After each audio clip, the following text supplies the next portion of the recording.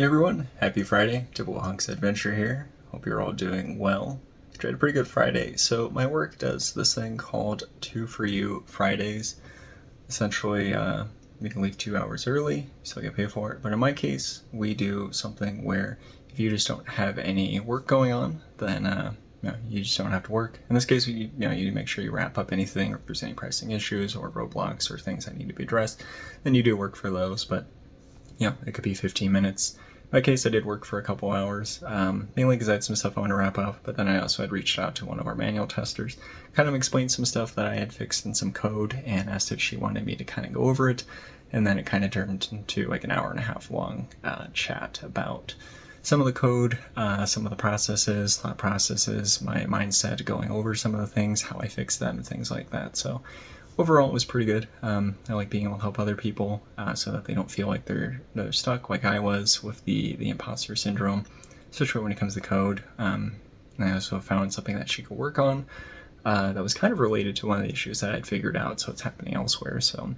kind of challenged her with figuring that out if she wants to. Otherwise, I'll get to it next week. But other news. So yesterday I got an email from Amazon for the creators side of things that I'm in, and I hit the platinum tier, which is very cool. So that means that I've had enough on-site commissions to be added into that tier. Didn't think I ever would. It seemed like something that would be out of reach.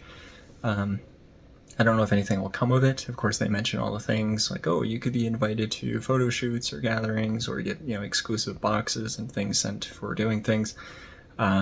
I don't really see myself as being one of those people to get any of these things or go to any of those things, but still cool to have met, that tier and things like that for something that I never thought would, happen. And outside of that, I haven't made the video. I've got videos of it and the process and stuff like that, but I've kind of talked about it, so I can kind of explain it a little bit. But the irrigation stuff that I've got going on the front of my drip line, I started working on that the other day, dug out some of the area, pulled the pipe, and you'll see that video when it goes up when I get there. Hopefully that means it's all finished and completed when that happens. But I pulled out, which was like 18 feet of pipe under my driveway. I had bought 2 10-foot pipes that I connected and tried to run those under my driveway, but they didn't fit because somewhere almost all the way to the end, we're talking like a couple of inches to the end of getting the pipe through, something catches one of the connectors and prevents the pipe from going through. Tried multiple times, could not get it.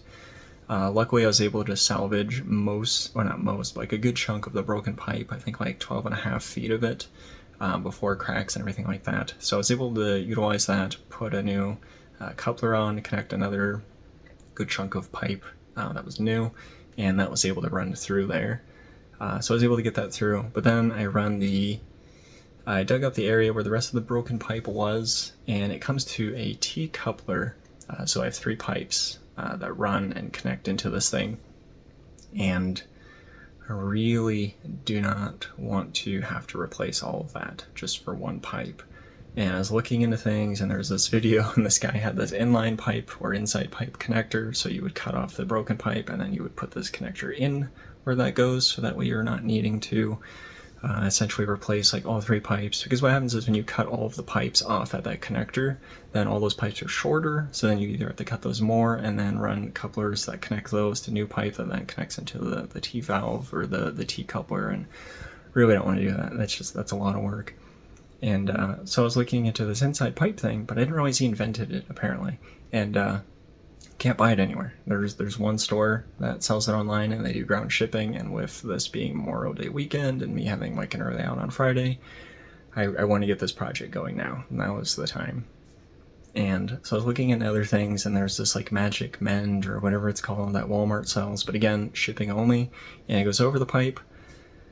And I just, I'm just going to go to the hardware store, and I am looking, and I found something. I think it's called a Charlotte pipe or Charlotte coupler, and it goes over the pipe like I was hoping, or not the pipe, but the coupler. So in this case, it goes over the T coupler. So I'll need to saw off the broken pipe and then put this over, and then I can run new pipe into this the Charlotte pipe coupler. So that is going to be my plan for that, and then hopefully that works, and then I can run new pipe. and kind of go from there. So we'll see, but you know, it's good in terms of, you know, solving complex things. In my case, sorry, my hand's getting a little tired here. I probably should have used my ring light, but yeah, it's nice solving complex things. You kind of learn, you know, new skills from it, kind of looking at it, you know, that way. And that also applies with work in, you know, learning new things and coming across stuff that, you know, like at first glance, I kind of talked about it where there were things that I couldn't figure out in code and I kind of just shelved because I was working on other projects. And now I've come back to those things and they stand out to me immediately. I'm like, oh yeah, that's because of this. And I'm going to fix that piece of code and fix this piece of code. And then all of a sudden they start working. And yeah, it's really awesome to see, you know, as how far I've kind of come with that.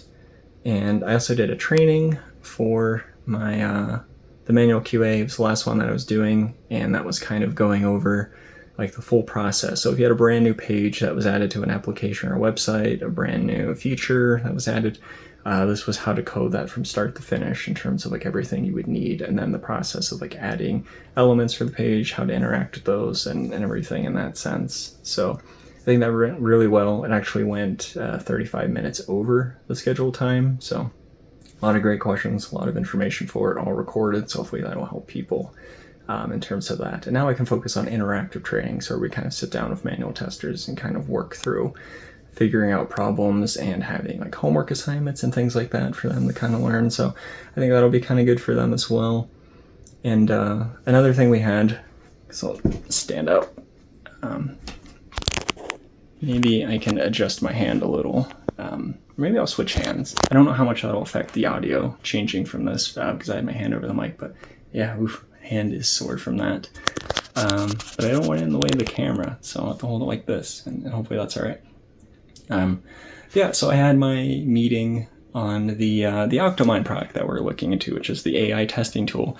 Because one of the things was we haven't had great success with it, in my opinion, but I knew another department was looking into it. So I was kind of curious how they were doing with it, because otherwise it just seems kind of odd, right? Like if I go up and present and I say, oh yeah, this project isn't that great, it's not doing really what we're hoping for, so we don't really recommend it. And then the next group goes up and they're like, oh yeah, this product is awesome. We we tried it out. It does all these great things for us. Because that would just seem kind of odd, right? So we decided to meet with the team that's been using it as well, kind of see what kind of wins or successes they've had, hurdles they've gone through and stuff like that. And yeah, kind of talked it out. It was a really good meeting, very informative. We're all kind of on the same page in terms of its capabilities and what it's good at. To me, it doesn't seem worth it. So we already have all these tests in our application. So essentially we would be rewriting them just to be on this cloud, you know, program essentially. And what it's good at is doing UI verification. So we can go to a site, verify the elements on a page exist, and go to another page, verify those exist, etc. So it can go through and do all that. And it does a lot quicker than some of our automated tests. But if that's all it's doing, is it really worth it? Especially at the price tag. We're talking like $1,000+ a month just to have tests that do that we already have.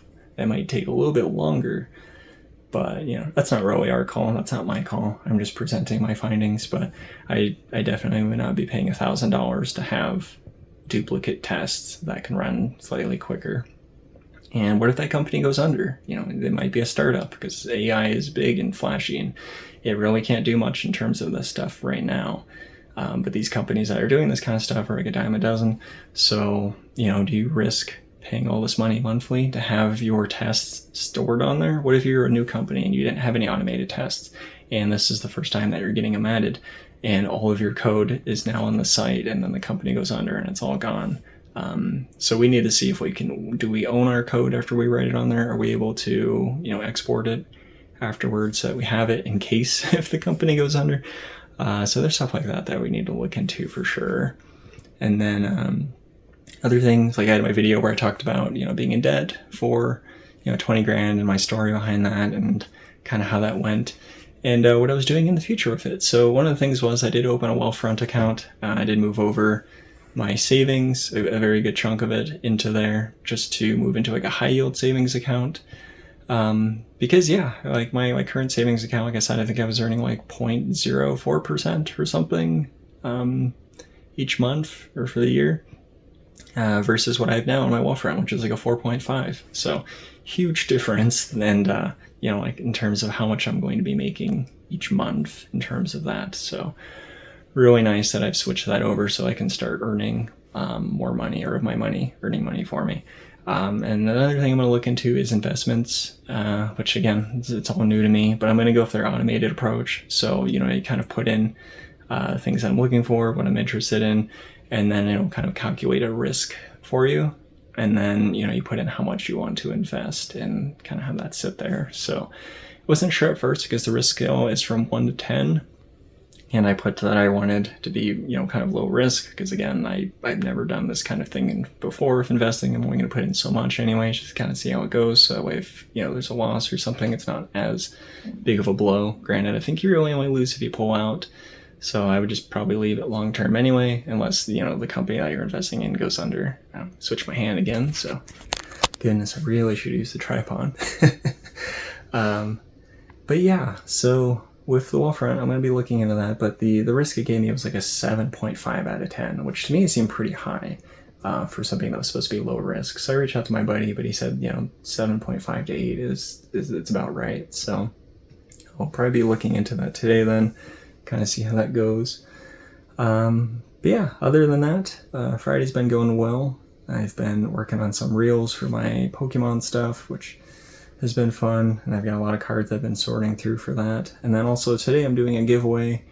Well, I've been doing the giveaway for like a couple weeks now, but now is the day that I'm doing the drawing up for it, so I'll be giving away some Pokemon cards on my Instagram for that, so that'll be nice. I really like giving back to people, so especially right now with Pokemon where it's been harder to get, so having ways for people to get cards has been awesome. But that's the end of it for this one, so stay safe, stay healthy, and see you next one.